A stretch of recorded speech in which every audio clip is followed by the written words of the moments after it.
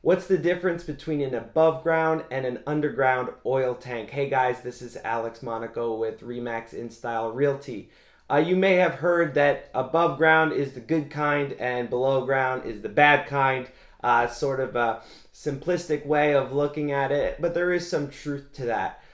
So the main difference is obvious. One is above, one is below, but what do you really need to know about that? So an underground oil tank can definitely be scary.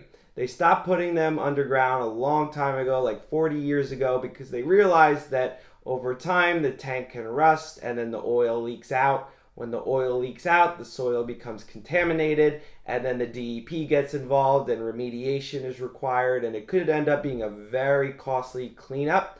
So for that reason, people do not use underground oil tanks anymore. Some people still have them because they've been in there for so long. A lot of people don't even know they have them buried under there, and you need to do a tank sweep in order to determine if one is there with basically like a metal detector. So a lot of risk with underground oil tanks because of that possible leaking and contamination. An above ground oil tank is, of course, like you would think, above ground, although a lot of people have them in their basement, which you may or may not consider above ground.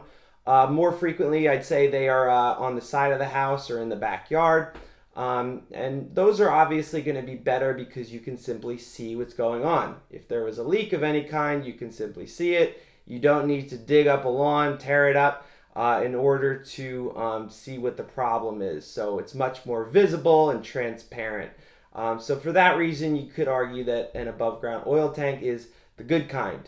Of course, we would all prefer gas. It's a lot more efficient and less costly on your monthly utility bills. But if you are planning to buy a home that has an oil tank, hopefully this video helps you understand the difference between the two and what you need to be aware of.